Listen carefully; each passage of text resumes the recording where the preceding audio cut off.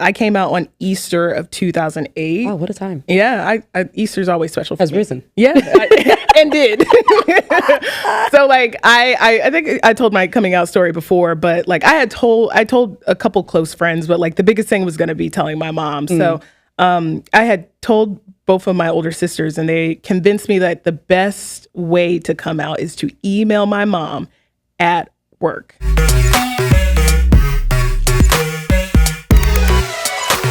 This is Shana.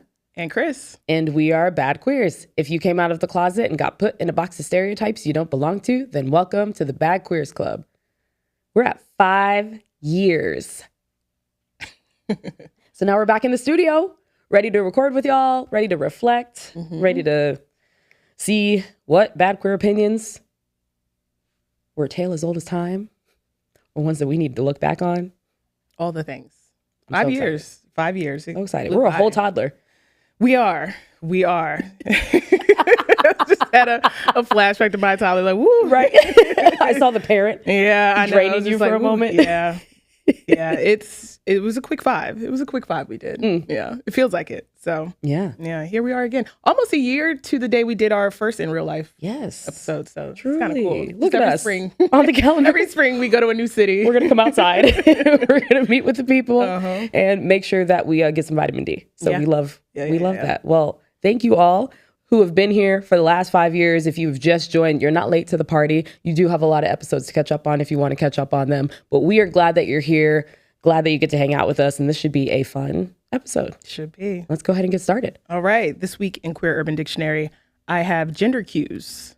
Gender cues, which are also known as gender markers, are generally understood to be signifiers of traditional gender expressions in order to either defy or reinforce a gender identity. So my sentence is, examples of gender cues include hairstyles, your gait, like the way you walk, vocal inflection, body shape, facial hair, and more. And it really varies by culture too. Everybody's gender cues are very different. So that's what I got. All right. Yeah. Gender cues. All right. My Queer Urban Dictionary word of the week is ponk. Ponk, P-O-N-K. And in the simplest terms, ponk is the Southern term for sissy. This was formerly called punk around 1933, and in AAVE, it became a pejorative for homosexual with ties to prison slang focusing on men who get bent for protection. As it grew in popularity, it grew to be used as derogatory slang. Punk shifted to ponk from its pronunciation in Miami, Florida, and New Orleans in the 80s and 90s. My sentence is, ponk is making its way back to popularity due to the internet, identifying folks' punkish-like behavior. If you know, you know. Shout out to Gay Magazine for that definition. All right, let's go ahead and praise, pray tell. We're going to go through our category is, but it's going to look a little bit different. It's going to be a bit reflective. Yeah. We're going to be talking about the past of the podcast, and we're super excited to talk through the things, and then we'll have a new little discussion with you all, and it should be a fun time. Going over this category was crazy. All right, let's go ahead into our first category is, you know how like when we start talking about the news, we want to make sure that we start with bad news first. So yeah. Our first category is then versus now. And in that category, we looked back at the culture, the news, the things that were happening when we started this podcast in April 2020. Now it's April 2025. And we wanted to see what stood the test of time. So do you want to start with the very first Do you want to start with yes, Trump again. We were, April 2020, we had just, we were probably a month into lockdown. So at the tail end of the Trump administration, we were going into election year and hoping for the best and hoping for the best. Hopes and dreams. Hopes and dreams. Our dreams came true. We did it again. Joe happened. And now we're back. We're back with this administration again. So yeah, our news looked crazy. It was just like going through the pre-production docs and just hoping and wishing like, oh, so glad we're going to get done with this administration. We'll be done with this nightmare. And no, No. not America. No, America was like, no. Circled back. Sequel. In the worst way. Yeah, we did the worst. That was the meeting we didn't want to have again. We were so hopeful. We were like, all right, Joe, we know you. Yeah. We were like, Kamala, all right. Yeah. First They'll do. Black woman vice president. Perfect. It's fine. This will help calm things down because Joe's not going to do anything wild. And VPs don't get to do anything anyway, but we had the visual of Kamala. So Yeah. we were okay until a couple years in. Yeah. And This the is election talk started. probably the worst spin the block ever. Like ever. Going back to your ex. Yeah. The worst. Like there's no redeemable qualities, nothing. But And it's here just we gotten are. worse. It's Like they didn't go to mean- therapy. Or we think back to Sienna's Bad Queer Opinion where she talked about how queers shouldn't go to therapy because they used it to weaponize. That's like what happened. Yeah, in the White House. Yeah. Yeah. Yeah, because a lot of the stuff that we're going to talk about, the other topics, are things we saw grow and happen and that we were like, hey, now, this is it's feeling a little weird It's like and everything. We've been here before. Yeah. Yeah. We were like, we just want to flag this, just want to put it in front of your attention. This seems to be growing and, everything bad came to fruition. It did. So It did. that kind of sucks. So yeah, starting with that at the top, that's the biggest thing is that we're in this horrible sequel. And we'll see what happens. As the result of the sequel, Yeah. we saw the continued rise of anti-Black and anti-LGBTQ plus legislation that continues to this day. It's like they wrote their first book report, and then when the next book came out, they wrote the next book report and just continued to grow on it. And like you said, we were sounding the alarm in 2020 that this would happen. It's almost like people should listen to us. I mean, You should be brought in we have nothing to lose. for like a focus group or something. We have nothing to lose now at this point. Just bring us in. But yeah, no, we were seeing things. The CRT stuff was going on. They had just started to pass some bills, and there was more rhetoric about like anti-LGBTQ plus policy and laws. We saw the rise of anti-trans athletes and just legislation all across the board. The book bans. The book bans. And that's the funny thing. We had George M. Johnson on as our first guest. Yeah. And now their book is one of the number one books banned. It's the number one book band for 5 years. Like they are just, just a Way to be on top. Yeah. Way to be on top. Yeah. Be number one. So things got progressively worse. Yep. Like these things, kept happening. We kept saying like, hey, this seems to be picking up in steam. And though there was a lot of people who were like, it's not going to get that bad. We're at the bad. It is that bad and worse. But it's not something we haven't seen before as a country Unfortunately. either. Yeah. Unfortunately. So to pivot from any sort of news, anything else, Any politics. we made it through all of the new phases of the L word. We made it through the rise and fall of Pose, which was unfortunate. Both things that I did not think would end and start within the 5 years that we did. I thought Pose was going to run for at least 6-7 seasons. It was built to, and it had the audience there. It's still, justice for Pose, because we still don't know. We kind of know what happened, but we don't, for real. And that show deserves so much more. So that was unfortunate. And then the L word, like they did the reboot. They did the Next Generation, saw that through. We had feelings about that. A lot of different feelings. But yeah, we saw it like come and go and all that. So yeah, I don't know what they'll reboot next. But probably nothing at this point. Honestly. I don't think they reboot anything. It would be like 10 years from now. Yeah. 'Cause Jennifer Beals still out here. Dropping stuff. pictures and everything. Yeah. Behind the scenes, keeping it alive. They keep it alive. The cast keeps This the L word alive. is a case study because the way that the L word has stood the test of time. I love that that's like my theme of the day. Tale as old as time. Yeah. Theme across time. All of that. It has made it. Did you think the reboot aged well? We know the original did not in most cases, but Yes. they had a chance to obviously reboot it in the Next Generation. Did you like the reboot? I did. Yeah. I did like it. It was a bit all over the place at times. Yeah. Yeah. It gave us a little nostalgia that I think we needed. I loved getting together with the queers and watching it and just seeing the reactions and reflections. It was like anything that brings us together in that way, I'm okay with. Yeah, you'll take it. Yep. Yeah, I don't know. Sure will. I feel like there were still some lessons from the OGL word that they did not. Oh, absolutely. Yeah, they were like, no, we're still going to double down on They this. said people love this though. Yeah. And we're like, you know, please stop. yeah. Please stop. So we also reviewed award shows every year, Golden Globes to the Grammys, and they got progressively worse. Yeah. We were at the height of them trying to diversify the award show. Yes. And now we're at the tail end. Like there was a news article that we had that was literally like, look at the queers winning all over the Golden Globes and the Grammys. Yep. And now it's like, were there any of us? Listen, it's... Were we invited? Revert back. Were we able to be there? They restored factory settings on all of the award shows. They're like one person of color per decade.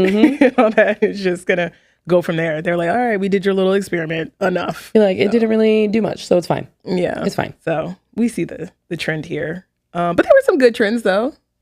Women's sports. We love to see that. Run. Yeah. I remember we started from all the dunk debates and people were like, well, people would watch them more. You being a part of that. Yeah. That's fine. We've worked up from it. Yeah. And now we have expanded leagues that keep women in the U.S. in their off season. We have women athletes in college getting the highest NIL deals. We have so much growth and storylines and partnerships. And I hope for the best. This new CBA, they better not fuck it up. Yeah. I'm a little nervous that they will, but you know, I don't know. I think they'll be all right. They'll end on the better side of it.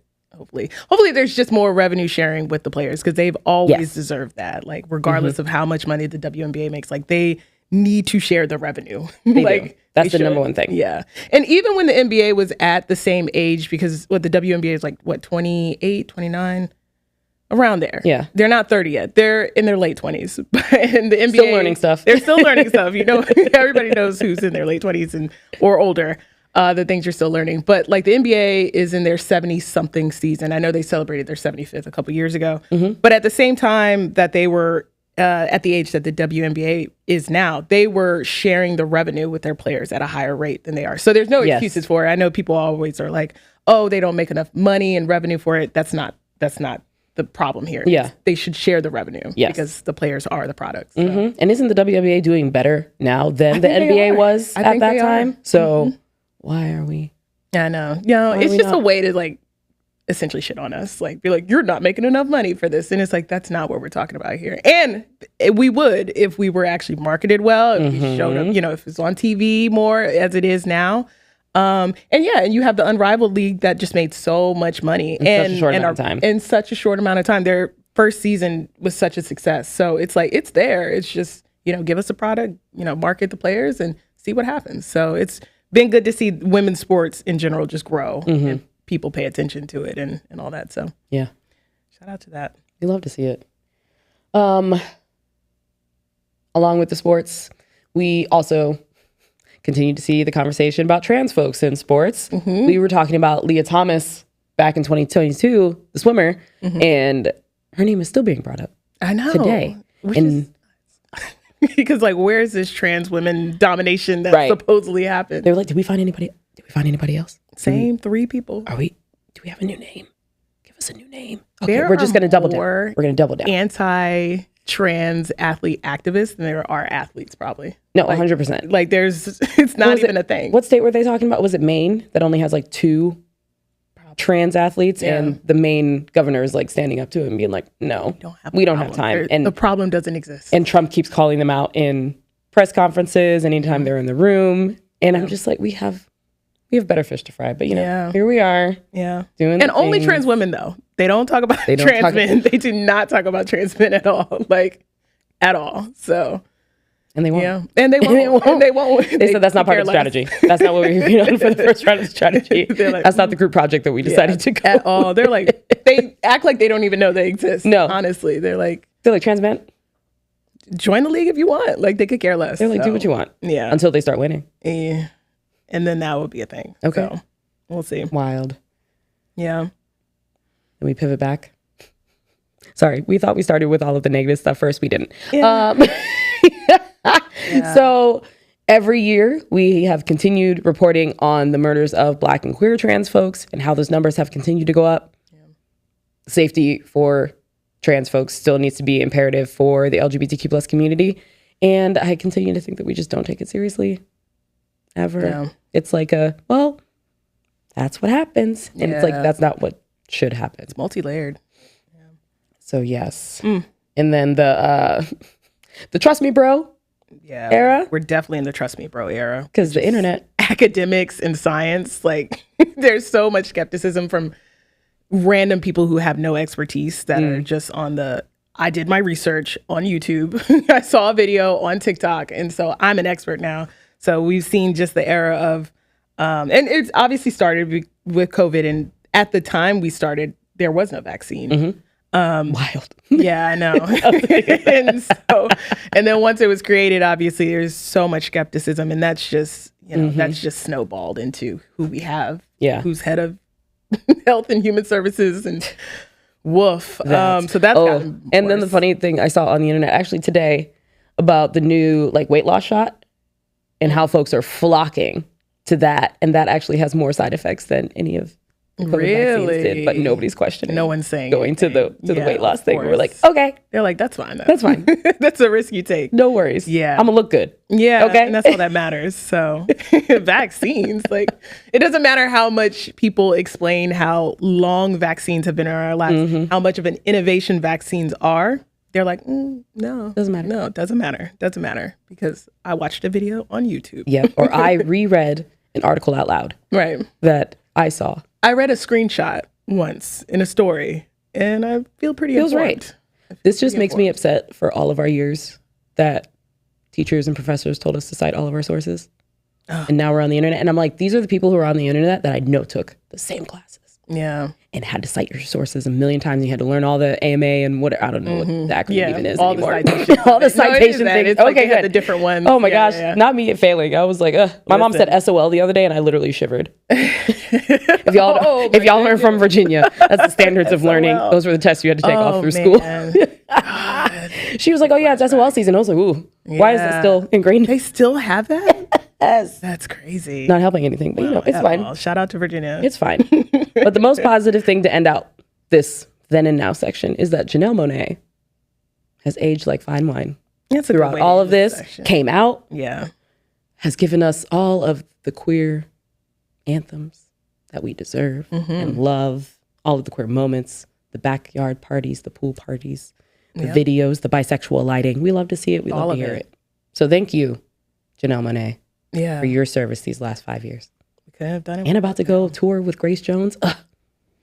Yeah. Here we are. What a 5-year run. Okay. For Janelle. It's just the positives that we're going to end on. But Janelle definitely has had an incredible 5 years. And has. So. We love this. All right. Well, let's shift to our next category we're talking about the moments that made us over the last 5 years. So these are the moments that we remember, that excited us, that really were turning points for the podcast. So let's talk about some of those moments. What's next off top of your brain? Well, we've already mentioned George M. Johnson as our first guest, and I think that's just iconic. Like, that's cool that they were our first guest and all that. And even reaching out to them and just like, hey, and them willing to come on the show. And then, just seeing how their career has grown and he's an accomplished author and writer. So that was really cool. Honestly, George, thank you. Because we were also a mess that first interview. It was our first interview. So excited. I think you're a little harder on our first interview. It's like our literal first interview. We were just such happy queers. Yeah, and it was a conversation. We're not Barbara. It was. We learned a lot. Or Gail. Learned a lot. Speaking of guests, Lena Waithe, our 100th episode. It was always great. We did that live. Shout that out. Yep. Post recording. Just cool. Was like, what if? And I was like, you know what? I'm doing it. Did it live. Yeah. Sent the DM. Messaged us back in a few minutes. Thank you, Lena. Yeah. That one was really cool. Our in real life episode last year in New York was fun. We came out for the GLAAD Awards. And, had the shoot with the surface level guys, and that was really fun. Yeah, it's like we built our own podcast, Chosen Family, that was filled with a bunch of gay men. Yeah, and our trans sisters, and all of those folks we still talk to this day. We still message, we hang out, we get to reconnect at award shows, and I think that was the most positive thing that came out of it. Like, obviously, doing the interview was cool, doing the photo shoot was dope. Yeah. And all of the time behind the camera was the best. We're playing games, we're joking. It was just like we all already knew each other, and I loved that piece of it. Yeah. Also, shout out to Shelly Nicole for writing a first article about us and giving us some flowers in that area. That was really cool to see that we were doing something. Yeah. And people were noticing. That was cool to see. Yeah. And I mean, it connected us to Shelly, who's one of our good friends now, and all that. Shout out to Shelly. Well, we should talk about our look. We started as a her podcast, and then we are now an independently owned podcast. So just our general look is totally changed from that first animated graphic to what you see here. Big jump. We look like us now. Yeah. So that's important with the look and feel, and just being able to kind of double down on like how we feel about amplifying Black queer voices, and that being shown in, everything we do, whether that's, our branding essentially. So that's been good. Yeah. Cool. I know a lot of people don't think about the look and feel of some groups, and each thing has just been a small step into it looking like us, being for us. And it was fun. Yeah. Going through that. It was the first time we got to work together creatively in that way. And I'm really proud of it. I'm like, look at us. Look at that. Yeah. Love it here. It's good. So yeah. What else? What else for you? Gosh. Anything for you? Oh man. Other big moments. Honestly, I was noticed in public once. Once. I was noticed in public. Okay. I was noticed in public one time. Somebody stopped me after an L Word Generation Q watch party. Okay. We went to the theater and walked out, and this person came up and said, "Hey, are you Shana from Bad Queers?" And I was like, it's happened. It's happened. I did it. I made it. What? I made it. So shout out to you for actually coming up and telling me that you recognize me from the podcast. You know who you are. That brought me so much joy. I was just like, wow, people listen to us. People do it. They really like it. Speaking of that, just shout out. This is my first time in Chicago, and Chicago is special for us because it is our number one downloaded city. So like, it made sense that it would happen in Chicago. Yeah. It recognized. So that's cool. All right. Great. Anything else? I think that's pretty much it. I mean, with things that, stuck out in the last 5 years. Of course, all of our guests have been, those are great interviews. Yeah. And being able to talk to them, even offline, before we press record, like all of our guest interviews have been really cool and really fun to really get to know these folks and everything, and, talk about the hard work that they do and what they create has been cool. But just like getting to know their personalities behind the scenes it's been really fun. Very fun to see them. Yeah. And to know, like, I love the ones when they come in and they're just like, oh, I thought you were going to ask much more wild questions. We're like, we just want to kick it with you. No. Yeah, no, we don't try to be messy on here. I mean, with other people, we will be messy amongst ourselves, of course, it's fine. But no, we don't, like, we're not like a gotcha podcast. Like, we're not, that's not our thing. I remember my cousin early on being like, how you could get to the top is being messy. And I was like, I'm sure if we were a queer shade room, absolutely. we absolutely could.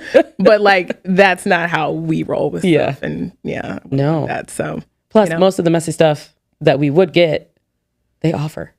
Yeah. They'd be like, oh yeah, but then the person I'm dating, and we're like, who are you dating? Yeah. I mean, and we can only go so far. This is a genuine curiosity. I also think that's something the internet itself is good at. Like, y'all are way better at making things messy and commenting on things than we ever could be. Like, y'all got it. Like, I'm fine, just observing and lurking on the internet while y'all rip. So, and we'll text amongst ourselves like, you see this shit? Okay. But no, I don't. It's just not us. No. That's not. We want to get to know you. We want to hang out with you. Yeah. We want to be the best friends in your ear. That's what we want to do. Yeah. I never wanted to be too messy. Safe space. So, yeah. Cool. All right. Well, solid reflection. Yeah. We love to see it. All right. Let's go into our final category. We just wanted to chat with you all, talk about a new experience, and talking about Hair-apy. Yeah, new segment. We were like, let's do something fun and reflective and nostalgic. So we came up with Hair-apy, which will be a new reoccurring segment.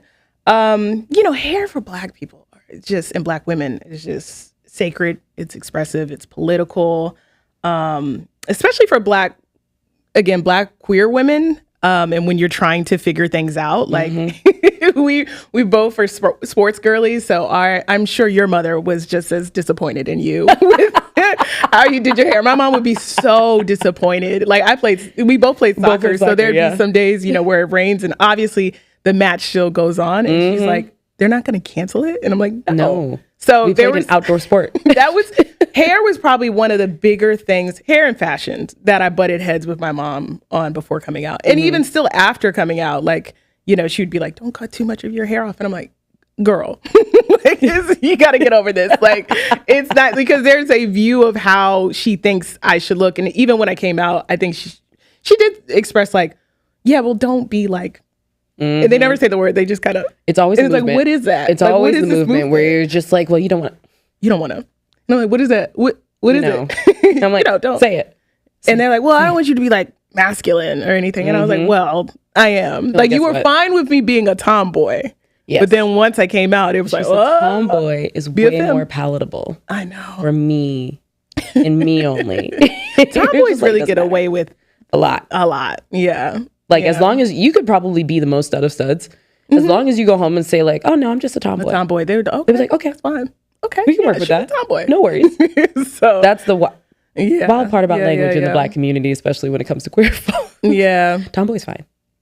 So anyways, for this first edition of Hair-apy, we wanted to reflect on our coming out era. Like what our hair looked like before, and we'll have an image that we put up for this. But we wanted to, I know.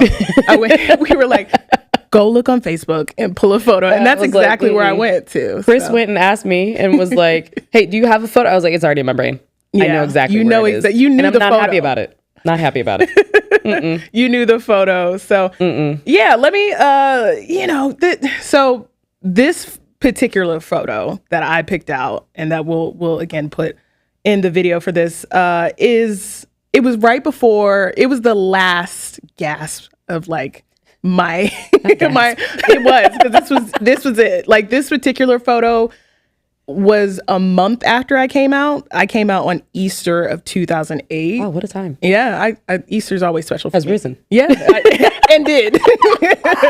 So like, I think I told my coming out story before, but like I told a couple close friends, but like the biggest thing was going to be telling my mom. So I had told both of my older sisters, and they convinced me that the best way to come out is to email my mom at work. I still think that your sisters, in hindsight, crazy. Were wild for that. Yeah, it was pretty. Did they go? Have you followed up with them afterwards to ask if they thought it was a joke? They thought it was a good idea. They still to this day think it was a good idea. They stand on it. They stand on it. Yeah. And what's funny is I saw some article about like coming out and how you could, and they were like, send an email. And I was like, so the email was fine. I think the at work was a bit much. Yeah. And my mom still describes that day. I have this like video in my phone last time she came out to the Bay, and I like asked her about it, and her describing that day it's funny, but it was so many emotions. She was like, I almost went home, but I went immediately to the bathroom and cried. And I was like, well, it's like, what were you thinking though? And she was like, I thought it was a joke. And then like, I reread it again. I came back from the bathroom, reread it again, and was like, okay, she's serious. And she was like, she could not, obviously the rest of her day was shot. Like, she was distracted and everything. So yeah, like it started off a whole like year and a half of her adjusting to that, and me having to be a little firm with her, like, girl, like, right. I gave you 18 years of this stuff. And not even that. I always tell her, like, the year before my senior year in high school, I went to 2 proms. I didn't want to go to any of the proms, okay? I didn't want to go to my prom, but I went to my prom, did the whole dress up thing. Yeah. And then a week later, her coworker's son did not have a date. And she was like, can you? No. And I still actually don't even know why I said yes. Cause I like didn't want to go, but she was just like, because when our parents come on, please. Like, but this, you know what it was? I really felt genuinely bad for this person. I had never met him. Yeah. And everything. So I did 2 proms for her. So I tell her, I was like, I did 18 years. Like, it's like being in prison. I was like, I did 18 years for you. Like, this is it. Plus like, extra time. Plus extra time. Okay. Time served. So, when I came out, so this hairstyle that I picked out was like right before I cut my hair. and like started to feel like myself. Like this was the last gasp of things. She had a lot of fashion questions once we came out in the subsequent days and everything. Again, are you going to cut your hair? Like what kind of like clothes will you wear? Like she had all these really superficial questions. So hair was the first thing I was like ready to cut. I was so ready to cut my hair. Like I was like, that is going to be the first thing I do. So there was a bunch of kind of pulling with that. But this is, I think she developed I definitely was self-conscious about my hair because of the things she was saying and like how she wanted it to be. And she'd be like, mess up hair, you won't, people won't, like you and all that. Not like that, but she like alluded to it. She's very passive aggressive. So it was like, she kind of went around like, you're not going to find a good guy. And I was like, well, Mom. You're like, so, challenge accepted. I know. And it's far away funny, can I push them? Right before, because I feel like the last 2 years in high school, junior and senior year, like I was so ready to get out of the closet. So those remarks, we butted heads harder in those days because I was like so ready to tell her like, girl, I'm not trying to find a man. Here's like, the thing. Yeah. You haven't gotten the headline yet. You still don't get it, huh? And even to this day now, she was like, I was like, you really didn't have any like, she's like, no, I just thought you were a tomboy and that, it was good that you weren't interested in guys and all that. Like you just focus on worry school. about anything. Exactly. Like, she just really loves her studies and her sports. Yeah. That's what she's going to do. Lo and behold. Flaming. Okay. Gay as hell. So this picture is like, because it was like, I had come out to my friends. So I was like feeling free. And I knew, this was May of 2008. So we were about to get out, finish up freshman year. And that summer was great. That summer like kicked off feeling like myself. Yeah. It was good. I still had my little swoop in that picture. And playing sports too. It's a flag football photo. So yeah, that was my hair. You had the swoop when I was coming out. I had a little.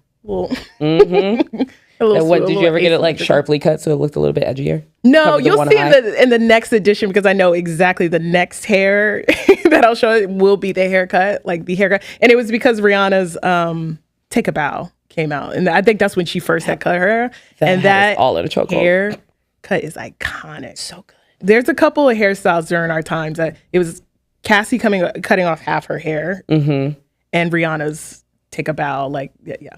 That was, I was like, I want that. So, yeah, we got close to it. Yeah. Oh, good times. What a time. So what photo did you pick out? Oh, my gosh. The coming out era story behind it. Not happy about it. I was in the midst of growing out my relaxer when I came out. So I maintained it throughout college, which was wild because I was a collegiate athlete.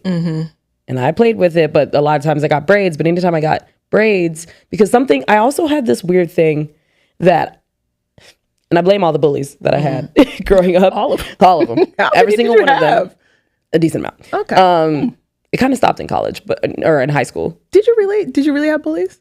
Yeah. Oh. Middle school, absolutely. I'm sorry. Like real, like bullies? No, like almost got jumped in the bathroom. Really? For like no reason. Oh my God. Yeah. I didn't know that. I'm sorry. Because then other girls started rumors that I was trying to get with somebody's man. And I was like, Here's the thing.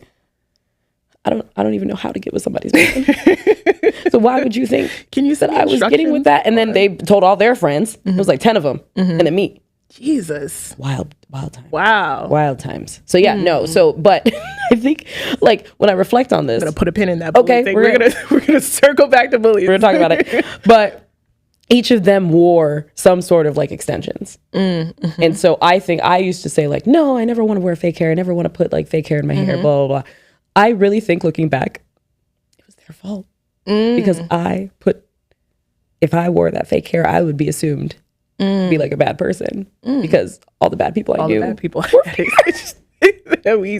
So you never had weave at all? No, not until like after college. Oh, really? Like a few years after college. And then I was like, Shana, why are you doing this? Like you could have gotten the results that you wanted without having to get a perm. Because I wanted my hair to like in the wind. I wanted toss. I wanted that. since you know the reference now. Yeah. Look at that. And that didn't happen probably until I lived in Oakland. Okay. I think. And so whenever I would get my hair braided, it would just be with my natural hair. And I would look like a child. You're like, I'm in my sophomore year of college. I look like I'm a sophomore in high school. Just a child. Yeah. So I hated getting my hair braided. So then I would go and get my hair like half braided, half down. But that was the look too. That was how we transitioned. And then I continued and was like, you know what? I think I want to go natural. I want to wear an afro. I want to get to all of that. So the photo I've chosen is an unhappy mix of that because I had no idea what to do with my hair. I was so used to, similar to you, hair falling down into my face, right on this side.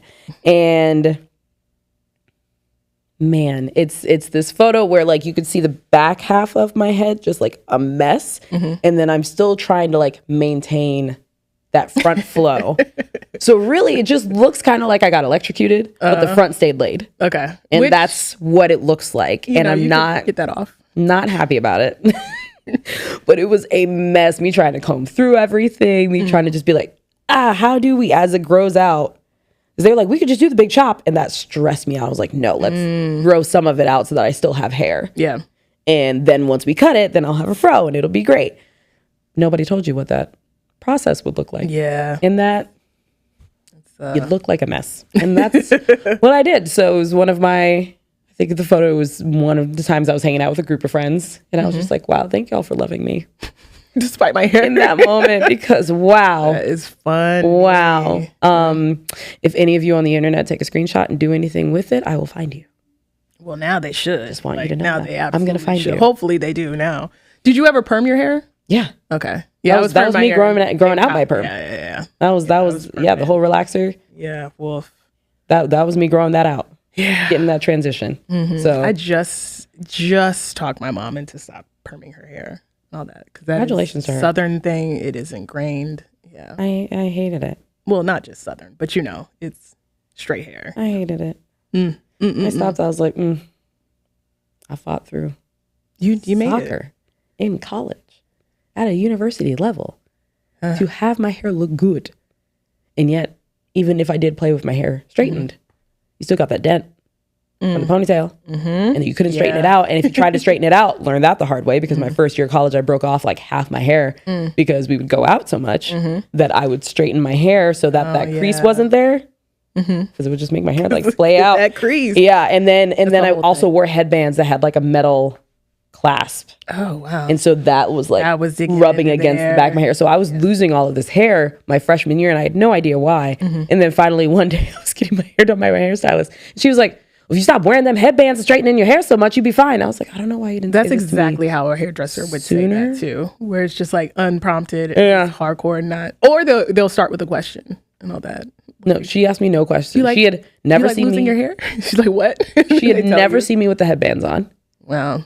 She knew that I put my hair up in a ponytail, but she never, I don't think she even knew that I like straightened my hair all the time. Yeah. But then she came in one day and my mom was like, Shana's hair is just like, it's not growing. What's happening? Da, da. And literally she stopped in the middle of doing my hair and said it just like that. And I said, that's the only way they can. You've seen my hair regressing. You could have said something sooner. But instead, now you got mad. Told me this much later. All of a sudden, I stopped doing all of those things. My hair never grew back so fast. That's so funny. So fast. It was like the longest, like it got down to here. That was the longest I ever had my hair. I was so excited. Wow. I was like, you could have told me. Wrap your hair too, did you? I did wrap my hair. I did wrap my hair at night. So yeah, it's the whole thing. But what a time! Yeah, I was to go through a coming out journey and almost felt like I was coming out with my hair as well because it was pre big chop. I was just like, all right, yeah, we're gonna do our best. It's so funny that was like one of the first things that like we wanted to do when we came out is to like, all right, I can now get in control of. I had already started to kind of get control of like what I wear, like. Junior year and up, like it was like, okay, I always was able to pick out my own clothes, but like I was able to pick out clothes that felt a little more like me. But the hair was the biggest thing that I was like looking forward to like changing and all that. And like there not be questions and all that. So yeah, Hair-apy. It's big. It's big. We have so much to dive into in that topic too. We got to come back to this because my goodness, there's so many things. And even just with hair and playing soccer and being in a predominantly white sport, like with your hair, because that's a whole different thing. That's why I wanted my hair to be toss. Whole different animal. And then I learned I could have had braids that would have allowed me to toss. I always tried to do braids. Yeah, it was like I don't want to hear my mom. I don't want to worry about this. So braids was always a go-to. And then, as you mentioned, the braids in the front, hair in the back out. There's so many styles. That was the time. That was the whole thing. Yeah, but it was a constant fight with my mom. Like, she was just like, well, if you didn't play sports. And I was like, well, I'm going to play sports. So I'm going to do that. Not going to stop. So, and I swam a lot too. She was just like, forget it. Oh, I loved every summer. Forget it. Every summer. But that's when I had to get braids. And that's when I had to be like, man, I look like I'm 12. Yeah. I had a season pass to a water park in Virginia Beach one summer. And she was just like, all right, well, you just don't want hair. I was like, what? She was like, I don't know. You just don't want hair. So aggressive. So aggressive. Like, okay, cool. Don't have hair. It's like, whoa. Like, how did we get there? So, yeah, so much to unpack there. But this is, Hair-apy, and we'll come back and show some more photos. There's so many photos we could go through. Man, so we don't have to show the photos. It's fine. Let's go on to our next segment. Absolutely have to. All right. Well, we're going to move on to our advice segment, Am I a Bad Queer?, where we get real about your questions and dilemmas. Got something on your mind? Don't keep it to yourself. You can always send your questions to badqueers.com, hit us up on IG at badqueerspod, or email us at badqueers@badqueers.com. All right. This first one, I'm very excited. This DM came through, and there's so much already. You had to add to this. Had to make sure that you had the full story. Very funny. So this first one is from Marcy J. Blage. You know who you are. She asked, does it make you a bad queer if you're overly confident that you could turn a straight woman out? More context to this story. I have a woman in my DMs who consistently messages me about going to concerts and on different dates. Most recently, she asked me to go to a Mary J. Blige concert. I have been incredibly clear in saying no and that I am straight. How do I make it stop? Marcy J. Blige. So when this first story this came through, Shana incorrectly told me that Marcy J. Blige was a straight woman that basically was like out there baiting queer folks.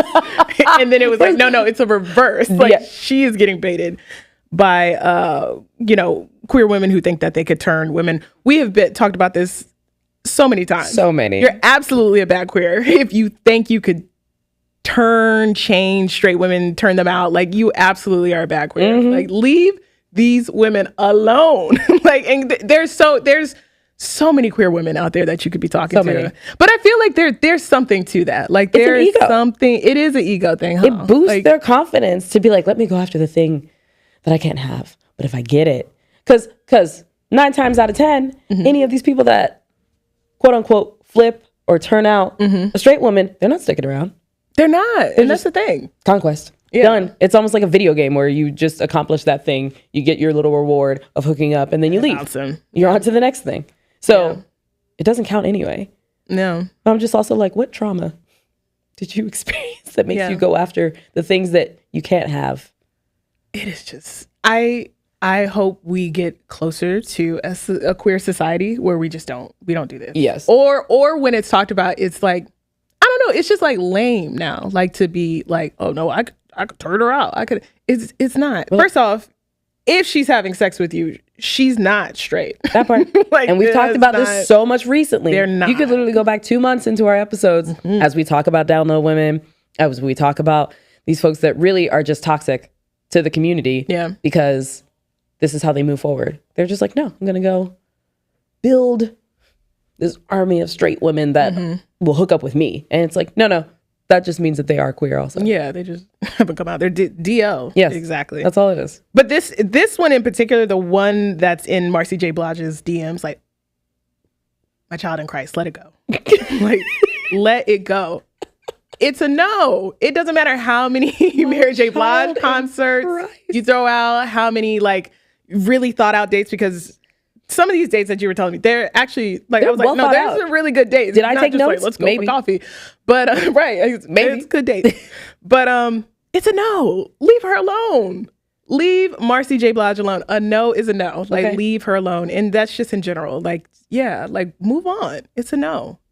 So I don't know. You're a bad queer. We always have said, and we will always maintain that you're a bad queer for thinking that you could turn women out or, being driven by that. Especially so many people. if you've gotten to the point that she has reached out to us. I know. To double check that this person is a bad queer. If you have made it to that point that we have straight women reaching out to our queer podcast to be like, hey, I want to make sure I come to the source. Check. Want to be sure I come to the source to make sure that this is a problem. Mm-hmm.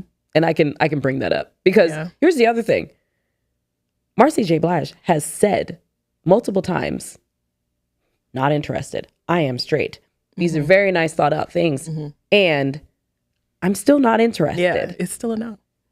Multiple times. So the fact that you continue and have driven a straight woman to our podcast, like, hey, every listen's a listen. Thank you so much for your allyship. We'll take it. And that's a whole nother level that you got a straight woman to reach out to us to make sure that this is a problem. Marcy is like, police your community. Like, can you police your community? address this at the next town hall meeting? Like, right. Just want to be sure that this person is handled directly. Be like, we're literally gonna what have we said? This. What have we said? We added the addendum. You're not following it. Thank you so much. Yeah. Leave her alone. And just stop. And then in general, just for anybody, if someone says no, like, move on. Like, this isn't like a persistence works thing. No. Mm-mm. No. No means no. In all the relationships. Yeah. And there's plenty of queer women that you can offer these dates to, and they'll go. And, I just think it's like you said, it's an ego thing. It's like, no, I'm going to change her, turn her. It's very weird. Hate the change. Very weird. Make them change. No, you can't. You can't. No, you can't. And for what? Marcy J. Blige. Thank you so much. Thanks, girl. Thank you. Thank you for turning that person in. Be like, we'll handle it from here. Yeah. Thank you. All right. Our next Am I a Bad Queer comes from Linda. Linda says, am I a bad queer? I'm a 28-year-old lesbian and ... I've never seen the L word. Not a single episode. Every time someone finds out, they act like I've committed a hate crime. I'm just not interested in a drama that centers throwback stereotypical white lesbians. Am I a bad queer for skipping a quote-unquote rite of passage? Linda. Is she Shana? Linda. You didn't have to do that. You answer this. Is she? Linda. First of all, tell them what I know. You didn't have to do that. Linda, look at me. Look at me. You are not a bad queer for this. I need you to know that I too have not seen all of the L word. I have seen episodes. I have seen hit or miss seasons, because I've missed some very big moments that I did not realize, except for I thought I knew them because so many people talk about them that I thought I knew, that I thought I had seen the whole episode. I hadn't seen the whole thing. So I too have not seen all of the L word, and that does not make you a bad queer, especially for the reasons that you listed, because it has not aged well. It's not. From the language to the things, and it does take a lot of effort and energy to be able to put yourself into that space, to be able to watch it and to get through it. So, Linda, you're okay. You are okay. You wrote this in your journal. You wrote this to yourself in your journal. You are not a bad queer for not having watched the L word. Like, and I found out this about Shana in the year 2025. We had been 5 years, said nothing, sitting beside me, virtually sitting beside me, saying nothing, commenting on it, and she hasn't even seen it all. So I'll say y'all aren't bad queers. There's two people in this. Oh man, y'all aren't bad queers for this. Oh man. 28 is young. Like the L word was out when I was in college. Yeah. So because it was still on like HBO it was on when Showtime. it was like after or like After Dark or whatever. Showtime. It was Showtime. It came back on HBO. No, it came back on Showtime. It did come back. Yeah. But you're kind of young. So it's like one of those things that, again, it didn't age well. I don't think the L word is a rite of passage. Like, I'm not like, oh, you gotta see it. Like, I'm not one of those. So, but it is funny that you hadn't seen. You should see it. I mean, up into like the last season of the OG L word, like you should watch it. And it's a good watch. I mean, you gotta, again, it didn't age well in a lot of cases, but it was a show for the time. It was the early aughts. Yep. And that's how, LA lesbians were portrayed. Yeah, that was very much, I would say it was with the times. Like that was for its time for sure. Kind of accurate. I mean, if you want to see some hot hookup scenes, like, then I'd say watch it. Yeah, no, there's But otherwise, I think you're okay. Yeah.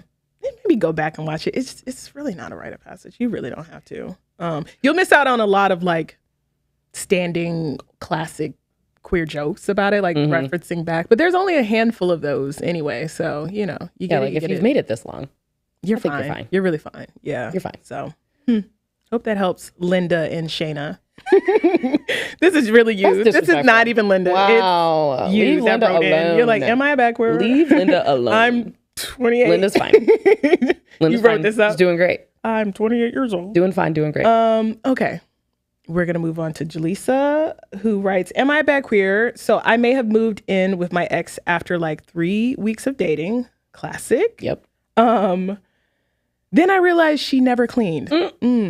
Ate the last of my snacks and called her ex bestie. Nope.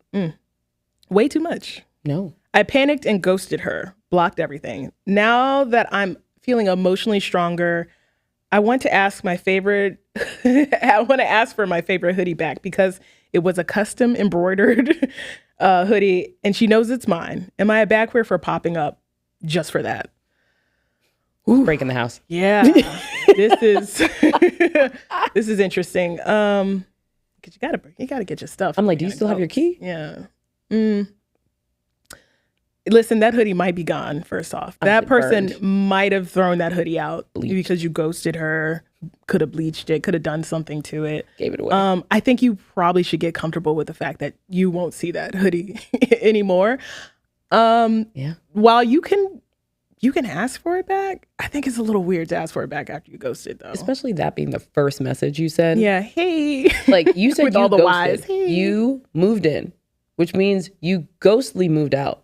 That means you grabbed all your stuff and made it seem like nobody ever lived there. Almost all your stuff. Because if this hoodie was important. And you fucked up. Yeah. By not grabbing your favorite hoodie. And the first message you want to send is get that hoodie back. Can I get that hoodie back?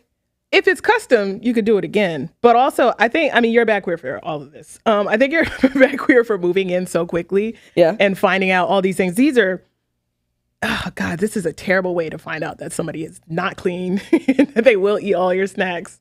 And they're probably still hooking up with their ex, calling them bestie. Yeah. It's like, okay. Absolutely. But yeah, like that hoodie is gone. That hoodie is gone. You should kiss that hoodie goodbye. Yeah. I would not reach out for it. I think you probably won't even get a response. If I was that person, I wouldn't respond back to you. I was like, what makes you think that they didn't block you in reverse? It probably did. What makes you think that they're accessible? Yeah. You got to cut your losses. That hoodie is gone, but it's custom. You could do it again. Okay. So that's good. That's the lesson out of all of this. If it was like your Nana's blanket, which you would still be a bad queer for moving that blanket in 3 weeks after knowing this person, then I'd be like, okay, it's sentimental and leaving it. Okay. But this hoodie, like, girl, that hoodie is gone. You better make like an upgraded version of it to show that you moved on. 2025 version. I would drive up to your house with bust the windows out your car, playing on full blast. Okay. It's like, clarify. Playing on full blast. I mean, what actions you take after that? But no, that hoodie is gone. Invested in the new one. Yeah. I feel like when you ghost, it's almost like, closing a chat, when you virtually chat with the assistant or whatever, like Amazon, where it's like, where's my package? And you close it out. Like, I know you could restart that chat, but you don't want to. Like, it's done. You've ghosted. You have you've closed that door. Again, if I was the person, that hoodie would either be gone, or if you message me about a hoodie, I'm not answering you because you didn't even have the decency to be like, hey, I made a mistake and I don't think we should be together, or just be an adult about, letting that person know that this isn't going to work out. So, and then moved out. Said nothing. So you left the person with rent. Oh, that part too. Yeah. You better be careful if you reach out. You might get a bill, you get an invoice, right? And all that stuff. That is the perfect response from that person. Just send to hit invoice. Him on every Zelle, Venmo, Cash App, and be like, pay me this, and you can get your hoodie back. Hoodie. Ransom note. Yeah, my cousin did that, by the way. Left her like hoodie that or whatever she liked, and it was expensive, and I was like, girl, but she did actually get it back. But she didn't ghost the girl. She had broken up with the girl, and she was asking for her. It was like, I think it was like a hoodie or a crew neck, something like that, back, and the girl was stalling. It took her like 2 months to get it back, but she didn't ghost the girl. They broke up. They had a conversation, which makes it easier to go back and be like, hey. But she eventually got it back. But I kept telling my cousin, like, you have to be okay with like not getting this stuff back. Because if it was important, and she had moved her other stuff out of her house. And I was like, how did you forget this if it was so important, like this, article of clothing or whatever? And I think it was like something like very, very stud and on brand. It was like a polo hoodie or something where I'm like, girl, go to Macy's. Like they have a sale every weekend. So get another one. But she did get it back. It did take her a couple months though. And she did not ghost that girl. So it made it, all right. So yeah, that hoodie is gone. All right. So, lesson learned. Order a new one. Yeah. That's going to be it for our advice segment, Am I a Bad Queer? Again, you could send your questions to us on IG at badqueerspod. Send your questions to us by email at badqueers@badqueers.com. All the things. Just send them in. Just send them in. Send them in. All right. What type of bad queers will we be if we didn't have unpopular queer opinions? This segment, slightly different again, because, 5 years, we're going to talk about it. We're going to go and have a quick look back on some of our bad queer opinions, and we're either going to stand 10 toes down or say, you know what, maybe we were a bad queer about that, and we've evolved. Mm-hmm. So let's go ahead and break down some quickly. Let's see what we got here. So first, just talking similarly to Marcy J. Blige's story. We're not going to change our position about queers who solely go for straight folks. You are a toxic poison to the community. And toxic poison. I know what I said, and I know that it's a double entendre, but I want to be sure that you know how big of a deal it is that you are a toxic poison. Okay. Yep. I still say that undercuts are overrated. If you know that your friend is queer, not in like I'm going to announce it in front of all of your friends and family type thing, but like pull them out of the closet as a friend. Let them know that the glass is clear. The closet is clear. Pull them out the closet so that we don't sit here for years and then you come out and the friends are like, oh yeah, I knew years ago. You let me go through all of that? How dare you? I still feel that way. Okay. All right. Like, all right. Okay. Keep going. The equivalent of not liking bisexuals because they've been with men is straight women who won't date men who have had a gay experience. Just get over it. I still stand behind that. Let bisexuals live. Yeah. Stop looking at their past. Gold star, anybody who identifies as a gold star, but especially the gold star lesbians, you're overrated and it's unnecessary. Looking back on our bad queer opinions, apparently every year I got upset at the fact that we don't know our queer history. So I'm just going to keep reiterating for folks to continue to do better and learn your history. Please, especially in today's day and age when they are literally removing our history from schools and universities, we absolutely need to know it. And finally, I am still on the campaign to make the Kia Soul car for queer women. Do your pitch to Kia right now. Have them sponsor us. Go ahead. You and this Kia Soul thing. Kia. Look, we all love the hamsters. You say Kia like it's a person for Kia. Excuse me. I am making a pitch right now. Yeah, I need you to respect my Kia. time. Thank you so much. You're right. Kia. Hey, how you doing? Not this leg. I'm pitching. I just want to throw out to you and know that you have an opportunity. They're trying to kill off DEI. They're trying to keep us in the closet. You can be the car that takes us cross country in a Kia Soul. With the queers, we could drive cross country to Pride. We could drive cross country to a queer women bar. We love a road trip. We love camping. Well, some people love camping. I don't love camping. We love to fit in small spaces in the city, like it's a small car. There's a lot that we can do here. We can put our family in the car. Kris has a family. Could put the family in the car. No. Kia. Don't put my family in that car. Still pitching. Kia Souls are the path forward for queer women. Okay. Thank you so much. All right. I look forward to hearing from them. Yeah, I have a follow-up. Nope. I just need to leave you want to discontinue the souls? I would love for you to go ahead and discontinue make your points. That's all I need to hear. Thank you so much. Discontinue the polls. Thank you so much. All right. I'm going to do, last year I did the ones that I'm standing, the bad queer opinions that I'm standing on. I'm going to do ones that I'll walk back. Oh. So that's full of growth. Reverse. Yeah, full of growth. I'll start at the top. I had the bad queer opinion that I'm not going to stop eating at Chick-fil-A because as a Black queer woman, there's so many things I would have to boycott. Literally just everything, which is still true. Thanks. But I will recognize the value of being intentional with where you spend your money. And though I never judge anybody who boycotts Chick-fil-A because that's their choice, I'm not going to speak out against it. I'm not going to, there's no need to be like, oh, like, what's the point? So yeah, I'll say that, be intentional about where your money goes. And I won't speak against any Chick-fil-A boycotts or any boycotts, honestly, at this point. So be intentional about where you spend your money. It's very important, especially now. Buy studs. We talked about this a couple episodes ago. Amber's Closet was on with buy studs. I had a backward opinion a couple years ago that just let buy studs exist. Let it. We're an expansive group. It's fine. But I didn't think we would have quarterly think pieces and videos and also fights town hall. all the time, town halls, all that about this. And, at this point, again, masculine of center bisexual folks can come up with their own terms. And I suggested buds as a starter. And I believe, especially now, just y'all could make a name for yourselves. You're not studs. Because words mean things. They do. They do. And then I'm going to walk back calling straight people breeders because it is a bit too harsh and reductive. But that said, I will say now as a parent that a little bit more strategy.